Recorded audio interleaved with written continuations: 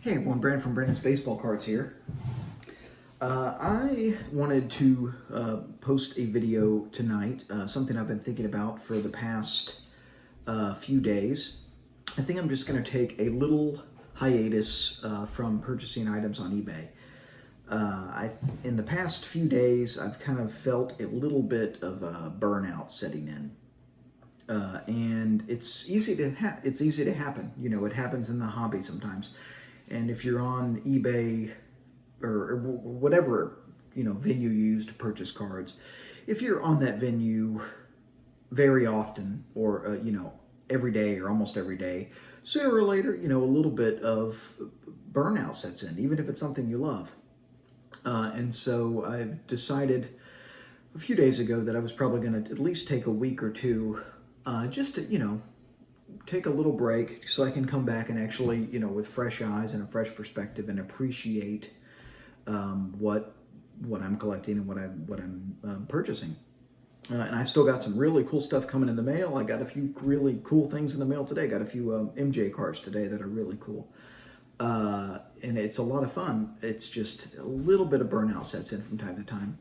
And it's important to avoid feeling that way because it shouldn't feel like a work. If it feels like work, then it's not a hobby. And so to keep it fresh, I'm just going to take a little hiatus. Again, I don't know how long. It may not be that long. Maybe, a few days go by and I feel fine, or feel reinvigorated or what have you. But just decided it would be something, good to do, just to take a little time away. But it was funny. I was doing an initial run of this video, and my wife, who overheard what I was saying, and she stormed in and she said, "What? You're taking a break from eBay? What's wrong?" And she gave me a hug, and she was very concerned. But if any of you are concerned, I promise you I'm fine. I'm a little tired. Our son is teething, and our daughter is 2 years old and crazy, so I'm a little tired from that. But other than that, I'm completely fine. So yeah, no need for any worried comments or anything like that. I'm okay. But I'm sure if any of you have taken a break in the past, or if you ever, how you handle it when you get a little bit burnout, feel free to comment below. I'd love to hear, has this happened to you, or how often does this happen to you? I think right around this time last year, I think it set in a little bit for me too. I did no cards November, or almost did no cards November. I think November 30th I bought a card, but I almost went a whole month last year. So generally, around this time, October, November, I think I get just a little, for whatever reason, I get a little bit tired. So trying to time to recharge the batteries a little bit, but again, got some cool stuff coming in the mail. Got some. I actually have I wanted to tell everyone that I know what I want to do. My 150 subscriber. First of all, I want to have a contest for 150 subscriber contest. So I'm almost there. I'm really, really close. So if you know anyone that you think would like this channel, tell them about it so we can get to 150. And because I'd really like to do the contest soon. I think it'd be a really fun and interesting contest. It's going to require a video response, but I'll discuss that more when we get to 150. Tonight I'm actually going to be breaking a rack pack. This is a 1982 Fleer rack pack that was authenticated by Baseball Card Exchange. I bought this directly from them. They wrapped it for me because I asked them to. And if you'll recall from a previous video, this is actually one that I got for free other than the charge of wrapping it because Steve Hart made a mistake and didn't charge me for it. And I corrected him about it, and he said, "Don't worry about it. Just it's on the house." So I got this for free, and I've been in the mood to kind of break open some packs lately a little bit. And this is not really a rare rack pack compared to a lot of the other stuff that I have that is actually very much a collector's item. These are still fairly common, and you can get one of these for around 20 to 25 bucks. So it's really in the realm of fair game. I think some products are still and technically they're not quite vintage, but they're fair game to open. You know, I think 1981 Topps is fair game to open, for example.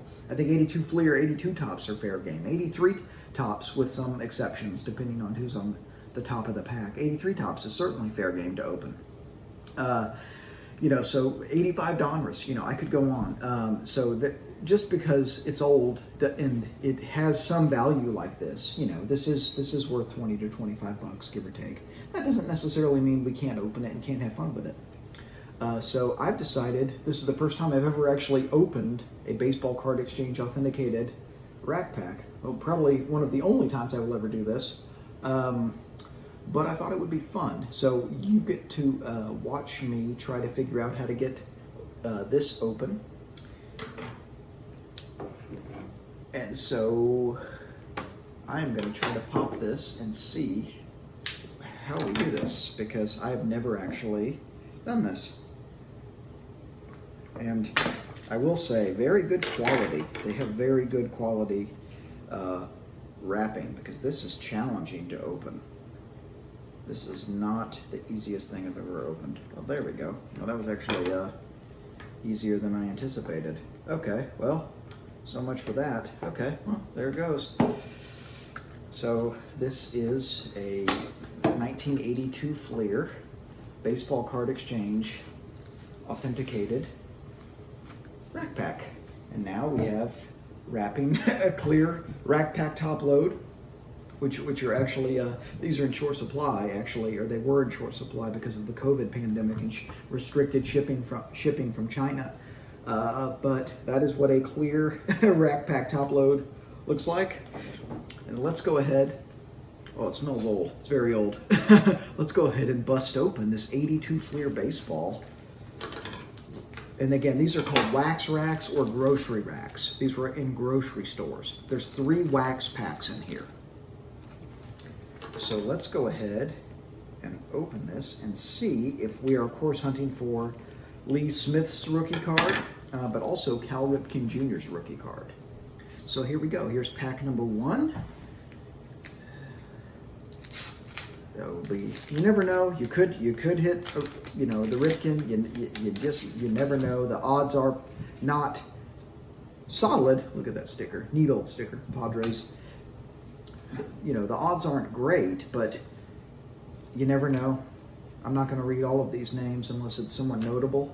There's Vita Blue in a very blurry image. There's Mike Norris.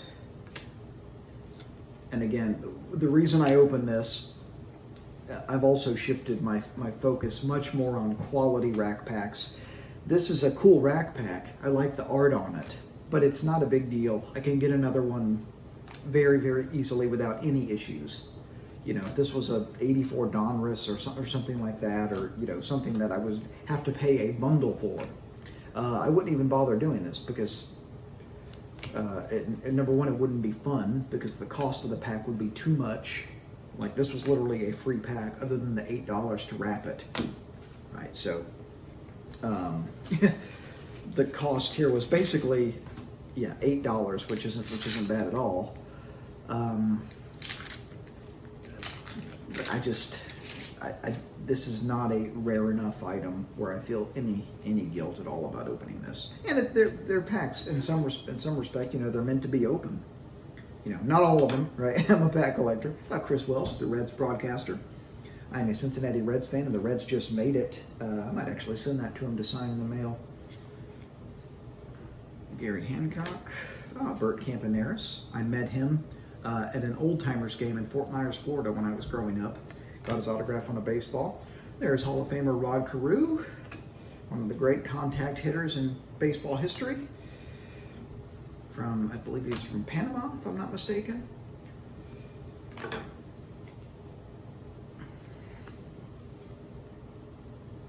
think these are repeats. I think I've already pulled Claudell Washington. Let me check here. Are these repeats? That's crazy if they are.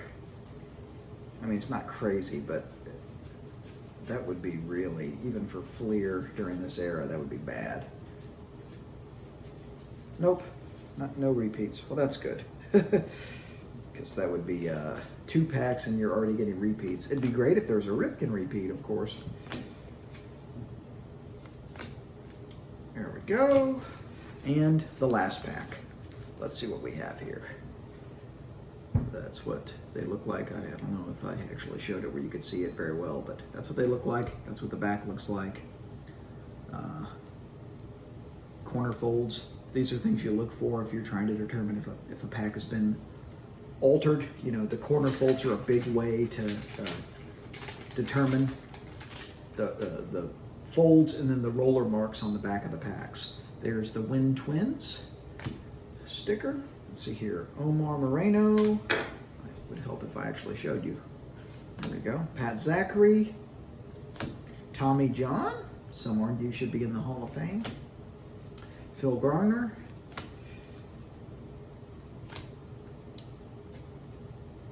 Again, in the 82 Fleer, the quality isn't necessarily as great on these. Some of the early Fleer and Donruss products are just not as solid from a quality standpoint. So not a big deal. Kind of fun to open.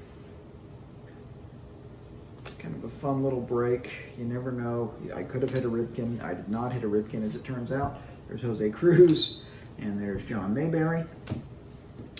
So that was pretty much a total bust. I think the only Hall of Famer I got in the entire, let me check here real quick. The only Hall of Famer that I got was Rod Carew, I believe. Rod Carew, and yeah, that is it. So one Hall of Famer in that pack. Goes to show what a gamble it is to bust this stuff open. But as long as you have reasonable expectations and you're not busting open stuff that's, you know, irresponsibly expensive, you know, where the odds are so small that you'll recover your money. You know, you could hit a Mint 9 Ripken in this product and make your money back or make money, right? So it's not out of the realm of possibility. But I think I might go ahead and send that to Chris Welch, maybe at the start of next season. We will see. But that is all I have for you tonight. I will be posting more videos soon, probably just discussing some hobby stuff, some crazy auction results, things of that nature. Hope you all stay safe and have a great night, and keep collecting vintage baseball.